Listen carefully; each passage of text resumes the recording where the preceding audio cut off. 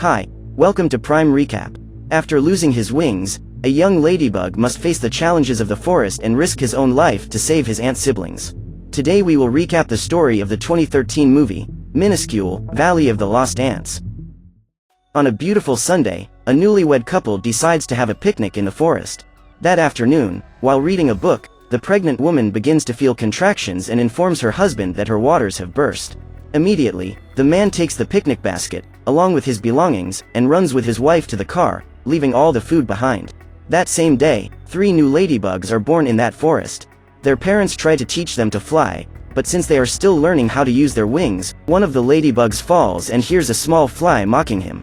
When the insect leaves, the ladybug tries to fly again and goes exploring the forest together with the rest of his family. Minutes later, while flying over a pond, the ladybug encounters the same fly, and again the insect laughs in his face. Annoyed, the ladybug chases after the creature, but ends up falling into a trap. When the insects land, the fly's relatives appear and try to corner the ladybug. At that instant, the poor thing takes off to try to escape, but is pursued by the gang of flies. During his escape, he crashes against a rock and falls into a hole hidden beneath the rock. As it falls, the ladybug loses one of its wings and faints. The flies go there to check if their enemy has been killed, and when they find the insect unconscious, they decide to leave. Hours pass and night comes with a storm. When the ladybug finally wakes up, he realizes that he is no longer able to fly. Frightened by the hundreds of eyes watching him, he decides to walk through the forest in search of a safe place to hide from the storm. The insect tries to hide under some mushrooms, but is forced to leave when it realizes that sinister snails dominate that area. A few meters ahead, the ladybug finds a can and enters through a small opening in the lid. Although he is alone and afraid, he realizes that this is the perfect place to spend the night. The next morning, the little one hears all different kinds of insects walking around the can. He soon discovers that the place is a gold mine and that everyone is fighting over who will get the biggest share of the food. Even a box of matches is a cause of dispute among the bedbugs. A short time later, a group of ants approaches the site carrying some supplies. At this point, Mandible realizes that there might be something interesting in that place and asks his team to wait while he goes to check it out. Seeing the insect approaching, the ladybug goes back into the can to hide and the ant goes after it. After eating a piece of the sugar lump, the little creature suffers an energy spike and calls his friends to help him bring that sacred food to the colony. Then the ants abandon the food they have gathered from the forest and spread out around the can, carrying the object away. Meanwhile, the ladybug remains hidden inside, not understanding what is happening. He only realizes that something is wrong when the ants try to cross a wall of stones and the clumps inside the can begin to move from side to side. Seconds later, the can is knocked over along with Mandible and the sugar lumps are thrown out, as is the ladybug. While the workers are putting the sugar back in the can, they find the insect lying on its stomach and Mandible tries to help it up. Startled, the ladybug lets out an extremely deadly gas to defend himself, causing the ant to faint. Next, a lizard appears and walks towards its prey. The ants hide behind the clumps of sugar in the hope of not being seen. However, Mandible is found and is about to be devoured. In order to save the insect, the ladybug returns to the can and starts making a terrifying noise in an attempt to drive the animal away. Frightened, the reptile leaves and the ants manage to survive another day in the forest. As a thank you for saving his group, Mandible adopts the ladybug and invites him to become part of his team. Now the little red beetle is no longer alone. The ants continue to walk their long way to the colony and remain persevering as they face a variety of challenges. Even several meters away, Mandible is able to communicate with the members of his colony through his antennae and announces that he will soon be arriving home. The workers walk under the rock carrying the gigantic object when they are spotted by a group of red ants, led by the cruel Buter. Buter and his gang surround the passage and wish to fight over the food, but in an attempt to restore peace, Mandible takes a lump of sugar and gives it to his enemies. Then the group of black ants leaves, but the red ants are not satisfied with that little clump and decide to chase their opponents. Realizing that his team is in danger, Mandible devises an escape plan, which consists of using gravity to his advantage to climb down the mountain on top of the can, together with all the members of his team. But Buter does not intend to give up so easily and uses a rusty soda can to roll down the mountain. Soon after, the two groups fall into a waterfall and are carried away by the current.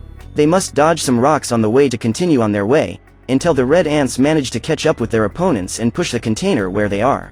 At that moment the ladybug falls into the water and is carried away by the current while being chased by a fish.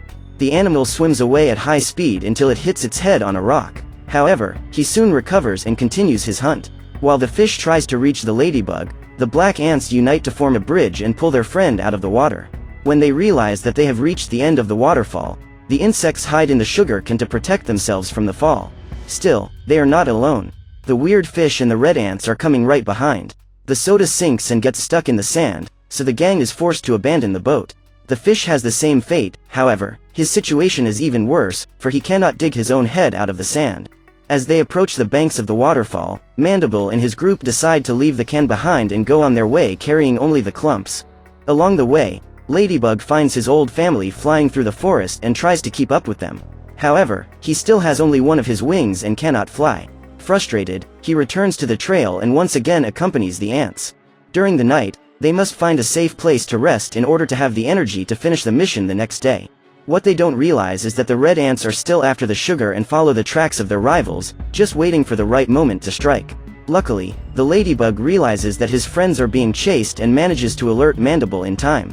The black ants run to cross the street, and when they see a vehicle approaching, Buter's gang gets scared and takes off, leaving their leader alone. When they arrive at the colony, the workers take the food inside and Mandible realizes that his friend, Ladybug, is not comfortable in that place. After all, he is the only different insect. So Mandible invites his friend to accompany him and presents each piece of the colony in order to make Ladybug feel part of this big family. The workers bring all kinds of food to the queen, and each time she feeds, the giant ant lays an egg. Now it is Mandible's turn to present his offering. By taking a small bite out of the clump, the queen is filled with energy and releases thousands of eggs at once. Outside the colony, Buter is hiding, planning an ambush against his enemies. After observing the weak points of its opponents, the ant returns to its anthill and walks to the queen's room. After informing His Highness of what has happened, the creature suggests declaring war against the rival ants. Upon hearing the words of his advisor, the queen orders her workers to unite to attack the enemy colony and steal the sacred food. Immediately, the thousands of ants walk in ranks, armed to the teeth with sticks and thorny plants. The goal is to reach enemy territory by nightfall, and the army succeeds in accomplishing this goal. At dusk, the black ants close their colony and prepare to rest. As he sleeps, the ladybug dreams of his family and imagines the day when he can fly again under the flower beds, tasting the delicious nectar of the plants. Suddenly, during the dream, the insect wakes up and goes outside. The ladybug tests its wings and tries to fly again, but its new wing is still being born and is not strong enough to lift its body weight. But instead of feeling discouraged, the little red ladybug has its hopes renewed and is happy at the thought that it will soon be able to fly again. The next morning, the black ants are awakened by an earthquake. They all leave the colony to find out what is going on and soon find the powerful enemy army approaching. The lunatics show up with slingshots, forks, and even insecticides. All this to get a few of sugar lumps. The red ants use slingshots to shoot all sorts of weapons at the rival colony, but the black ants do not let this attack come cheap. They throw cotton swabs and aspirin to eliminate those monsters. However, the chance of winning the battle is still very low. Despite being in their territory, the black ants did not count on having their home destroyed by gunfire from metal objects. In an emergency meeting with the queen, Mandible discovers that there are some bombs hidden in the colony and this is the perfect moment to use them. The ants spread their arsenal on top of the colony, while their enemies try to break in using a pinecone to knock down the stone gate. After reading the instructions for use located on the matchbox, Mandible takes the only matchstick available and manages to light the fire by rubbing the tip of the match against the side of the box. He then lights one of the wicks. After flying everywhere, the firecracker returns to the ground and, coincidentally, destroys a good part of the enemy troop. However, before Mandible can light the rest of the firecrackers, the fire goes out and, realizing this, Buter orders his soldiers to attack with full force, throwing forks and bombs everywhere. Ladybug knows that the only way for his friends to survive is to use the firecrackers to defend themselves. While looking at the matchbox, he remembers that he saw something similar in the middle of the forest where the can with the sugar lumps was.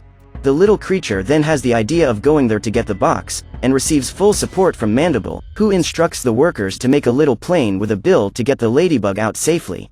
The red ants try to spray insecticide on the ladybug, but the poison ends up returning on themselves and knocks out part of their army.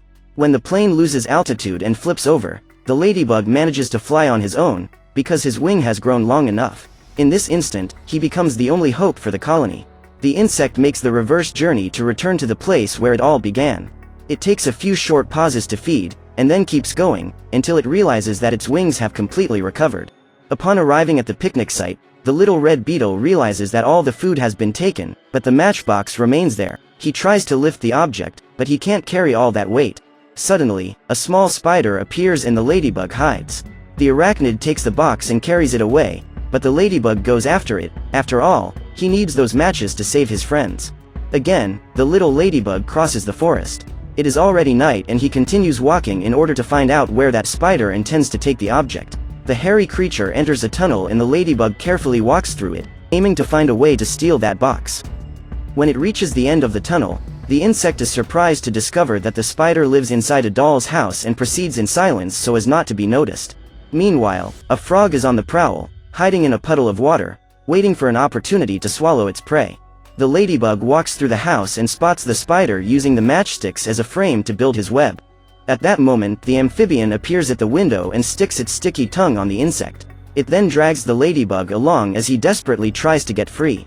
Upon realizing the invasion, the spider is startled and everything gets worse in the next few seconds when the ladybug clings to the window while being pulled along, and as a result, the house ends up falling on top of the frog. After the fall, the ladybug loses consciousness and dreams, once again, of the day he can fly free with his family through the forest. When he wakes up, he realizes that he has been rescued by the spider, who soon offers a fruit for his colleague to eat. After feeding, the little red one informs his that he needs to take that box of matches to save his friends, and the spider claims not to care. Now, with a few less sticks, the box is much lighter and the ladybug can carry it during the flight. With part of its mission complete, the insect will have to face another long journey to get the box to the colony in time. If it takes too long to reach the colony, it may be too late, and the red ants will have already won the war. Halfway there, the little one spots a gang of insects cornering another ladybug and realizes that these are the same flies that caused him to lose his wing. Furious, he drops the box and goes to face those delinquents. The ladybug releases a gas at one of the flies' faces in order to lure them into a trap. The first attempt is to get the insects stuck in a spider's web, but they are flying so fast that they get through the web. The second strategy is to attract them to the streets. When it spots an approaching car, the ladybug flies toward it and swerves at the last second. However, the flies fail to swerve and are knocked over as they collide with the vehicle's headlight. After getting rid of those delinquents, the ladybug returns to check if his colleague is okay and gets a kiss as a form of thanks. Then the couple says goodbye, for the little creature has a duty to perform, but before he leaves, he promises that they will meet again soon. When the colony was already practically destroyed and all seemed lost for the black ants, they hear the arrival of their ladybug friend, who is arriving with reinforcements. It is late afternoon the next day, which means that the battle began more than 24 hours ago. After greeting his good friend, Mandible and his team light all the firecrackers at once and wait. The fireworks start spinning wildly around the anthill and some explode into the sky, creating a beautiful light show. However, most of them come back and explode, along with the red ants. A fire is caused and the insecticide explodes due to the heat, eliminating even more invaders. Faced with this, Buter and his soldiers' only option is to retreat. The problem now is to get that fire put out, because at the end of the battle the fire continues. Luckily, seeing the smoke coming from the forest, the humans send a plane to fight the fire, and all the insects manage to survive. The next morning, the ants come out of their burrow and look ruefully at what is left of their colony. Weeks have passed since the war and now Ladybug has his own family. The insect teaches all his family to fly, and together they fly over a flower bed, just as the ladybug always dreamed. Meanwhile, the ants are hard at work rebuilding the anthill, because very soon winter will arrive and they need to be prepared. After all they went through together, Mandible and the ladybug remained great friends and were never separated again. So, what did you think of this movie? Let us know in the comments below. And if you liked the video, like it and subscribe for more movie recaps. See you next time.